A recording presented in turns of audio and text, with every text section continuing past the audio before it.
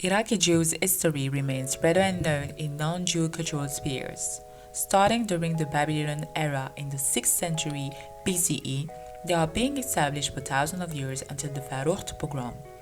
In fact, from the 1st of June until the 2nd of June 1941, hundreds of Iraqi Jewish people were killed at their homes and businesses were looted. A decade later, between 1950 and 1951, began a major immigration and exile of Iraqi Jews abroad, with their properties, belongings, and documents seized in Iraq. This lasted until the late 90s, causing a sharp decline in the Iraqi Jewish population. There are very few Jewish people left today in Iraq, located in Baghdad as in the Kurdistan region of Iraq. As for the religious vestiges of the Jewish community, they are left abandoned. So, I'll just start with sharing a bit about Iraqi Jews as a group.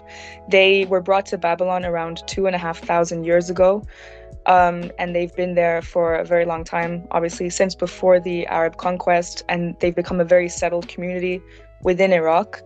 Now there's very few left, around 3, I think. So in terms of their history, a lot of it has been mixed with general Iraqi and Middle Eastern culture, but Iraqi Jews also have a lot of customs specific to them because they were a Jewish community. They are a Jewish community. So for example, types of foods that they eat, a lot of their food is dictated around kosher laws. So for example, in the same way, not eating any pork or meat that hasn't been killed in the right way, similar to halal practice.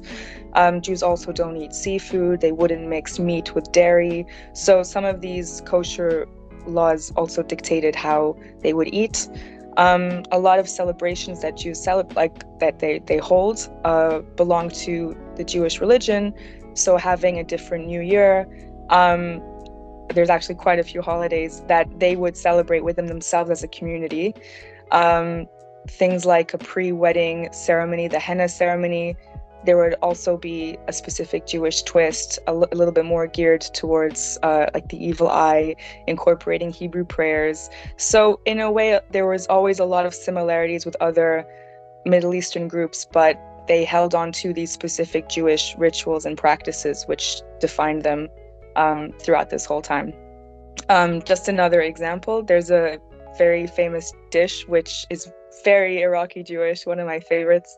It's called tabit. It's like a chicken and rice bake dish. So it belongs specifically to our day of rest. It's called Shabbat. So on this day, it's goes from Friday sunset to Saturday sunset, and typically Jews are not allowed to work, which includes cooking. So that also extended to a lot of specific foods eaten on that day. So Iraqi Jews would put this big pot of rice and chicken in the oven or over a fire on Friday before this special day started, and then would eat it on Saturday for lunch. So that's a very specific example that other Iraqis probably wouldn't know about, and most Jews in the world probably wouldn't know about as well, even if they had their own version of that kind of dish. Okay, interesting. And so,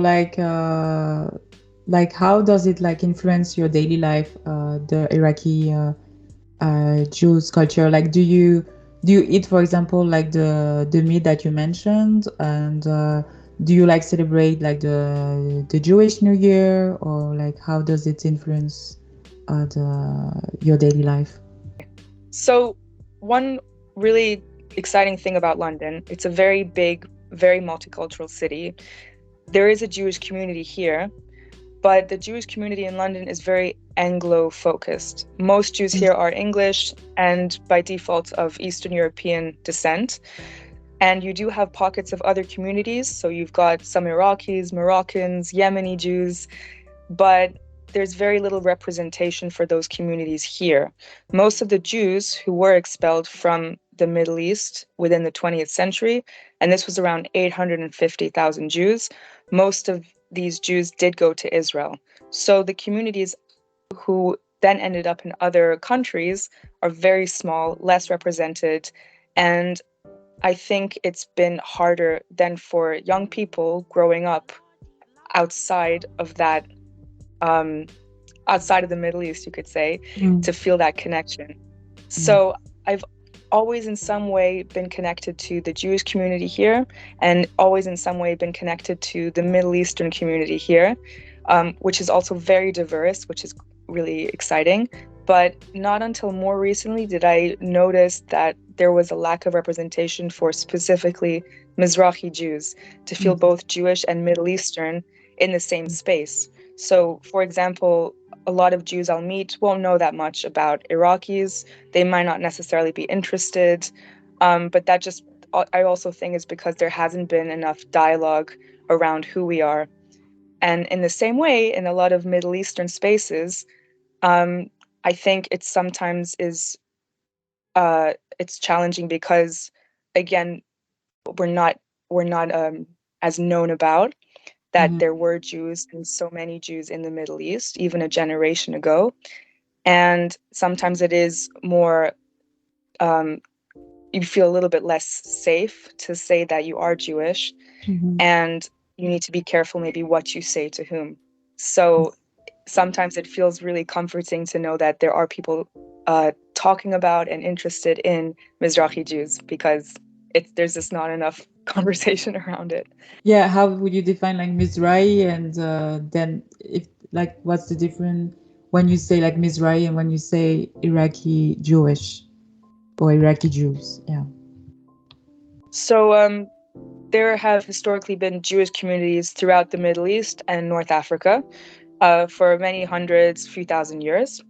And they're all very diverse and they all have very different stories. So, Iraqi Jews, for example, like Jews from Baghdad, have a different story from the Jews of Kurdistan versus the Jews of Morocco versus etc. And it's a very diverse group of Jews.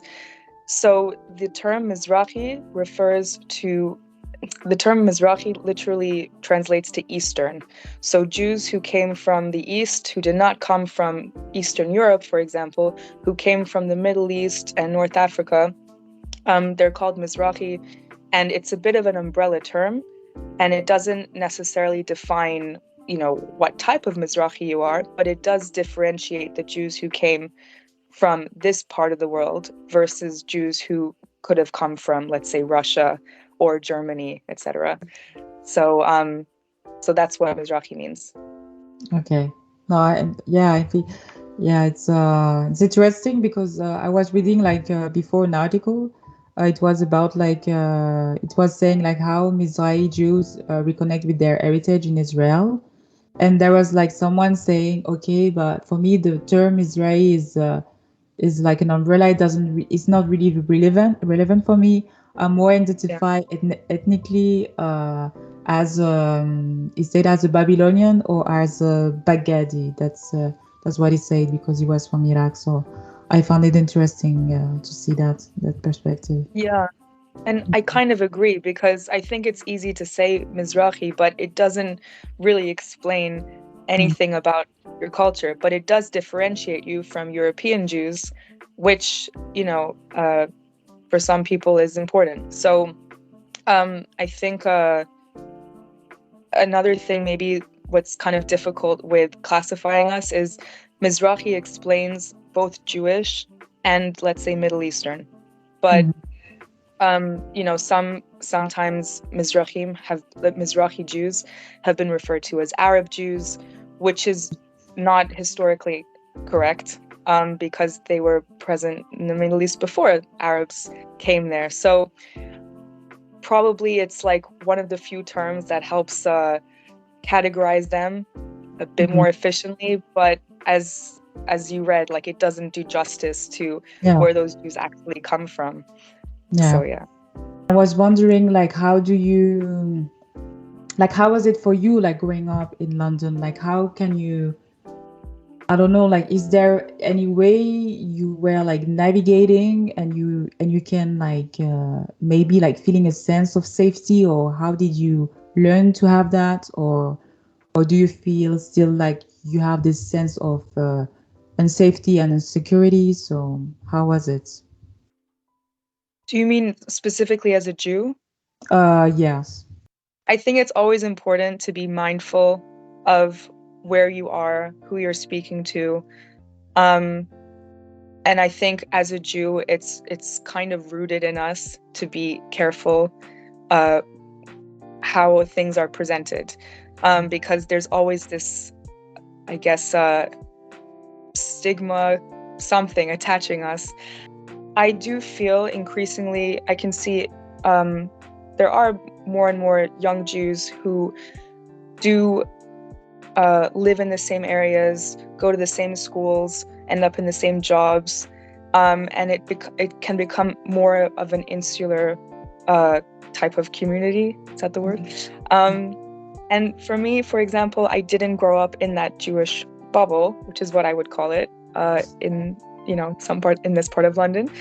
And I've always been really attracted to meeting all types of people, especially living in such a exciting multicultural city. I feel like, why wouldn't you? So I can see there are a lot of Jews who probably don't need to consider that in the same way. For me, I feel like I've found a good balance at being open enough to meet all types of people. And if I do see someone who is interested in knowing where I'm from or more about my background, I'm more than happy to talk about it. And I think without that kind of conversation from both sides, I just don't see how, especially young people in London are going to get to know each other better. Otherwise, we're all just going to stay like separated pockets of, ethnicities, and we're never going to learn to accept each other more. And yeah, I saw on TikTok like you were like I don't know if it was you, but you were playing maybe some derbuka. I don't know if it was you. And also you were dancing, belly dancing, doing belly dancing. So I was wondering like like is it like something that is important for you, or is it like something that I don't know, like gives you joy? I don't know, connecting to your culture, I don't know, your identity, or to just to yourself, or yeah. So I've always loved Arabic music, Arabic dancing. It's something I grew up to. So my mom always had something on the TV all the time in the background. So I grew up all the time hearing Arabic and just falling in love with everything I was hearing. So when I was a bit older, I started belly dancing, and then I started drumming, playing the darbuka, which is like an Egyptian drum that you'll hear in that kind of music. And I think when I was younger, I just saw it as a fun thing, but now I see it more as connected to my cultural identity. I see my love of Arabic music, of Arabic dancing, belly dancing, and drumming very much relevant to my cultural identity. I feel like it's helped me find what excites me about being half Iraqi. It's connected me to other people who are excited about the same things I am. I think it's a really inclusive way to connect to what you grew up with. And you don't have to be full Iraqi, you don't have to be, religious, you don't have to belong to a group, you don't even have to speak Arabic, which my Arabic's really bad. I don't speak Arabic. And it's been a really important way for me to connect to my heritage. So like how do you think like the Mizrahi identity could be like improved, like the representation of Mizrahi identity? I think there's, first of all, a lot of history and information which just hasn't been shared enough within the Jewish community to start with, but also with the Middle Eastern community and generally in the world. Just the fact of our existence, that there were Jews in the Middle East, and there were so many until 60 years ago or so, is just not known about. But I can see now that there's more of a growing interest, and it's coming from young Mizrahi Jews who do want to reconnect to where their parents or grandparents came from, who are interested in the languages their family would speak and the cooking and music, dancing, history, all the aspects of their family history. And there's a bit of a revival that I can see now. in Israel, outside Israel. So I feel that slowly, it will be a conversation that's going to grow. And I think I think it's especially important now because in an emotional way, it's kind of sad to acknowledge that most of these Jews who did leave, their descendants will not be able to return to these countries. So my mom, for example, is no longer an Iraqi citizen. Oh. In a way, like, because all of the Jews in Iraq had to leave, they had to their passports were confiscated, their properties were taken, everything that connected them to Iraq was very immediately removed from them. So when you're suddenly left with everything else that's not tangible and you're not in that country, what do you give your kids and your grandkids? What part of your Iraqi heritage do you get to pass down to them? Which is now, I think, why it's so much more important for young people to be as engaged as possible, to share this story as much as possible. And if not for other people, at least for themselves and for their families. I think there's so much value in raising awareness and sharing these kinds of stories, because the more stories I hear of other people who come from quite niche or specific backgrounds, the more I feel I can relate and understand that. I can relate to that, because in the end, it doesn't really matter as much maybe where someone specifically comes from, but what's important is they're living somewhere where they want to feel some representation and connection. And I think there's more people out there than we realize who feel the same way. And there's something really beautiful in this cross-cultural conversation about wanting to fit in, but also wanting to feel like you know where you're from. And it's always going to be this balance and struggle, especially if you live in a big city and you meet all sorts of people. But that's why we have, you know, all of these cool channels, and we can hear stories and get to, you know, open our minds to who's out there and what's out there. So yeah, so I really respect what you're doing here.